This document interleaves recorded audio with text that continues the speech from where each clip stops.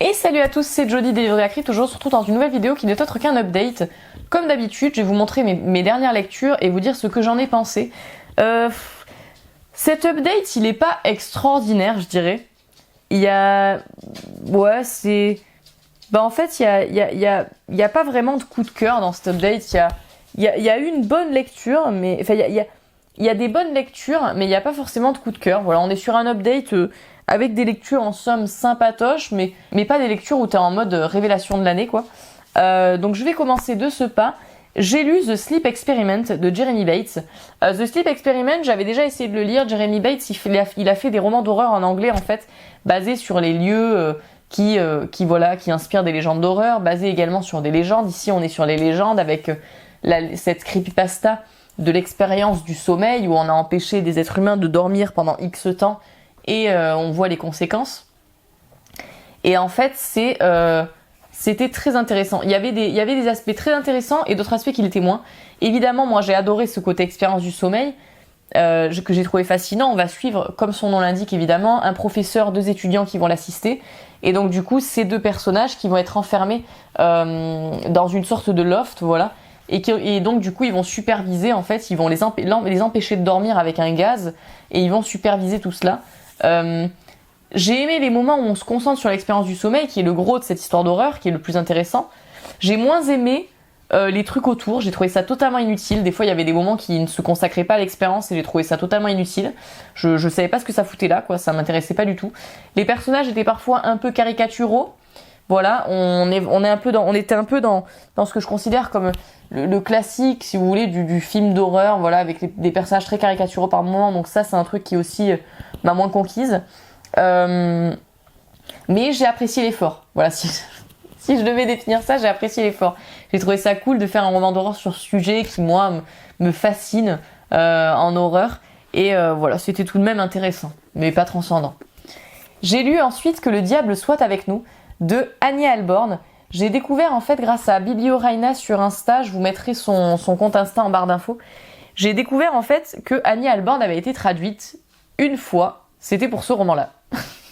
C'est The Devil Crept In, je crois, en anglais.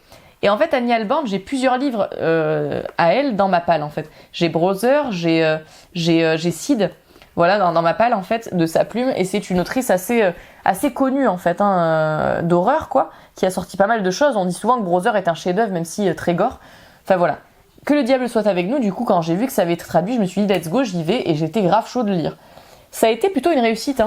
C'est un roman qui a une ambiance toute particulière. En fait, on va suivre, si vous voulez, des gens dans une bourgade. Et t'as un jeune garçon qui s'appelle Jude et qui va disparaître. On ne le retrouve plus, les recherches sont faites et tout, mais on ne le retrouve plus. Son meilleur ami qui s'appelle Steve, il s'inquiète énormément, il est très atteint par la disparition de son ami. Et en fait, quand ils vont le retrouver, le jeune garçon va être extrêmement différent. Il ne sera plus du tout comme avant, il n'aura plus du tout le même caractère, même son meilleur ami ne le reconnaît plus. Enfin, voilà, c'est plus du tout comme avant.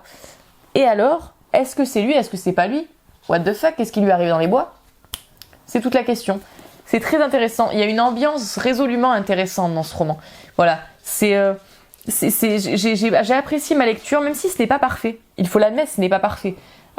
C'était quand même un roman très efficace qui m'a amené à des endroits où je pensais pas que ça m'amènerait. Je m'attendais à un roman classique de possession, c'est pas vraiment le cas. Ça m'a pas mal surpris, donc c'est une bonne chose. Et c'est un roman que je vous conseille si vous avez envie d'un roman à ambiance, parce que là il s'agit résolument de cela, quoi. J'ai lu ensuite The Nice House on the Lake de James Tynion IV et Alvaro Martinez Bueno. Ça, c'est un comics. C'est un comics qui était assez fascinant, en fait. Moi, j'ai adoré. J'ai vu beaucoup de gens qui avaient détesté, donc j'avais peur de m'y lancer. Mais moi, ça l'a fait sur moi. Ça l'a fait de ouf. On va suivre, en fait, si vous voulez, des gens qui vont se retrouver enfermés dans une villa parce qu'ils ont été invités par un pote qui leur dit c'est la fin du monde, venez dans ma villa. Eux, ils vont pas trop y croire. Ils vont venir dans la villa, et dans la villa, ils ont tout à volonté, ils ont tout ce qu'ils veulent. Ils sont vraiment, mais dans l'opulence la plus totale. Et en fait, si vous voulez, ils vont se rendre compte qu'à l'extérieur, les gens crèvent, voilà, et qu'il y a l'apocalypse. Hein, vraiment, les gens décèdent, les gens brûlent, littéralement. Et eux, ils sont comme dans une bulle hors du temps, et il leur arrive rien. Et ils vont essayer de comprendre ce qui se passe. C'était génial. Moi, j'ai adoré l'ambiance, les dessins. Tout était très très bien réussi. Donc du coup, j'ai très envie de lire le tome 2. qui je pense sera tout aussi qualitatif. En tout cas moi ce comics m'a beaucoup plu, un comics post-apo mais en même temps avec une pointe assez forte de fantastique, où on essaie de comprendre ce qui se passe. Donc voilà, je vous le conseille. J'ai lu ensuite Les Sœurs Hollow de Crystal Sutherland. Là ça a été une bien moins belle réussite, hein. Franchement c'était très mitigé. J'ai pas trouvé ce roman mauvais, mais franchement ça m'a pas conquise quoi. On va suivre en fait des sœurs, toutes très différentes les unes des autres, elles ont des caractères très différents. Et en fait quand elles étaient petites, elles ont toutes disparu et elles se souviennent pas du tout de ce qui leur est arrivé quand elles se sont fait enlever. Et en fait l'une de leurs sœurs disparaît à nouveau. L'une des sœurs disparaît à nouveau. Et de là elles vont essayer de creuser leur passé pour essayer de comprendre ce qui s'est passé. Et franchement, j'ai pas été du tout conquise. Alors, je pense pas que ça soit dû au fait que c'est du young adulte, parce qu'il y a des romans young adulte horrifiques qui sont vraiment extrêmement bien construits pour le moment, enfin, qui sont vraiment extrêmement bien construits pour autant. Là, en fait, j'ai trouvé qu'il y avait des moments assez inutiles. Je m'attachais pas du tout au personnage. J'avais aucun attachement au personnage parce qu'en fait, c'était tellement cliché les persos que du coup, j'étais pas, ça m'a pas transcendé quoi. J'ai pas du tout eu cette étincelle que je pensais avoir. Du coup, j'ai été assez déçue parce que c'est un roman dont j'attendais beaucoup, parce qu'en fait il y avait d'énormément bons avis là-dessus. C'est là où on voit qu'il faut pas trop se fier aux avis, parce qu'en fait voilà, c'était pas extraordinaire et je me suis même surprise, alors que pour autant un roman young adulte généralement c'est très dynamique, à m'ennuyer voilà lors de ma lecture. Donc voilà, pas vraiment un bon retour en somme. J'ai lu ensuite La Nuit derrière la porte de Cédric Murphy. Je vous l'avais dit, ça fait longtemps que j'ai envie de lire ce roman, que j'avais pris sur ma liseuse il y a tellement longtemps. Dans La Nuit derrière la porte, on va suivre simplement une femme qui va recevoir un appel de son mari qui va lui dire « N'ouvre surtout pas la porte sous aucun prétexte, tu es en danger, n'ouvre à personne, même si c'est moi qui sonne, tu m'ouvres pas parce que c'est un piège, etc. » Et cette femme, elle va vite se rendre compte de ce qui lui arrive, pourquoi ne doit-elle pas ouvrir la porte, etc., etc.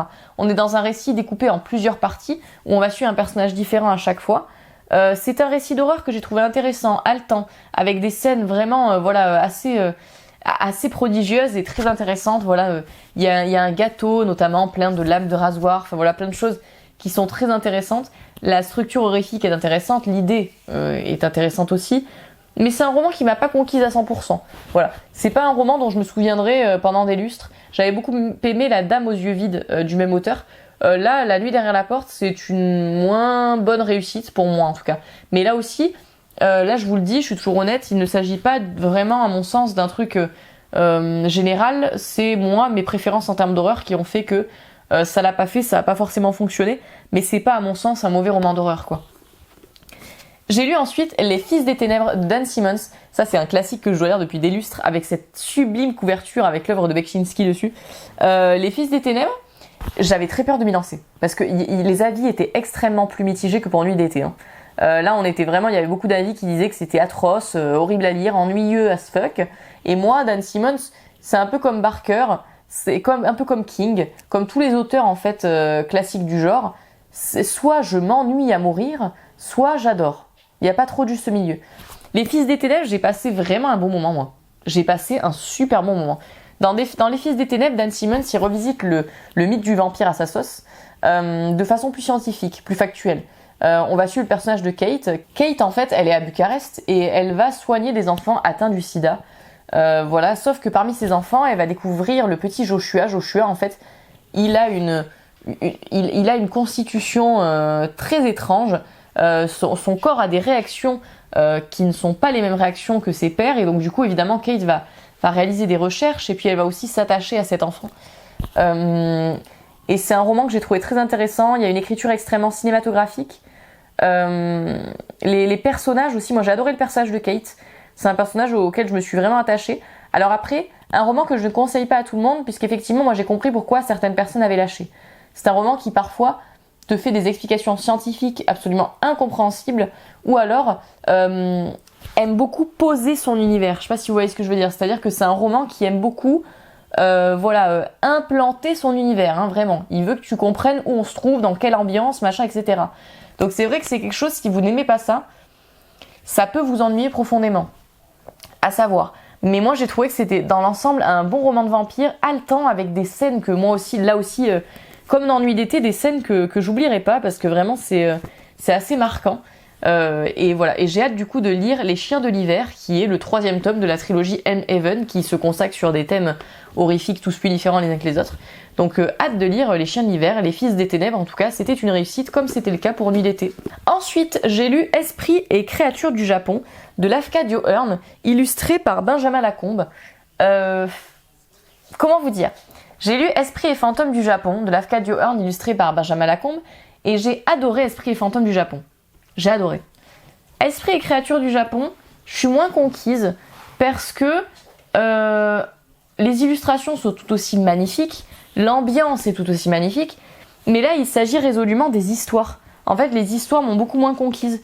T'avais des histoires, elles faisaient que 2 pages et je sais pas, j'avais pas le temps de m'implanter dans l'ambiance. La seule histoire que j'ai aimée de ce livre, c'est l'homme requin. Voilà, l'histoire de l'homme requin que j'ai trouvé magnifique. Donc du coup, en fait, c'était une lecture sympa qui te fait voyager, qui a une ambiance toute particulière, mais c'est pas une lecture qui m'a conquise par rapport au premier tome, et donc du coup, voilà, je suis pas autant transcendée, quoi. Ensuite, je voulais vous présenter une série que je suis en train de regarder sur Disney+ actuellement. Je n'ai pas encore lu les mangas, mais j'ai découvert sur Disney+ qu'il y avait une adaptation de Gannibal en drama. Et du coup, j'ai commencé les deux premiers épisodes que pour l'instant j'aime bien. Je vous en dirai des nouvelles, mais c'était pour vous dire en fait, tout simplement, parce que je vous dirai mon avis quand j'aurai fini. Là, j'ai pas encore fini, mais je voulais vous la présenter là parce qu'en fait, c'est pour vous dire qu'il y a une série qui est adaptée du coup du manga Gannibal, si ça vous intéresse, et qui est sur Disney+. Moi, je suis en train de la regarder en ce moment et j'ai pas encore lu le manga, mais voilà, la série est intéressante et je vous la présente quoi. Comme à chaque fin d'update, j'avais envie de présenter ma lecture du moment. Il s'agit de Père des mensonges de Brian Evenson. Brian Evenson, auteur, soit j'adore ses récits, soit je ne comprends absolument rien. Voilà. Père des mensonges, on verra dans quel team il se situe. Je l'ai même pas commencé en fait là si vous voulez, voilà. J'ai le marque-page vraiment au début du livre, donc c'est ma prochaine lecture. Je vous en dirai des nouvelles. On est visiblement dans un doyen respectable d'une secte religieuse qui en fait va raconter un peu sa vie au travers d'une thérapie. On va se rendre compte qu'il a commis l'irréparable. J'ai hâte de voir ce que cela donne en tout cas. Je vous dirai. J'en ai terminé pour cette update, j'espère que cela vous aura plu. N'hésitez pas à me dire ce que vous avez pensé évidemment des lectures que je vous ai montrées ici.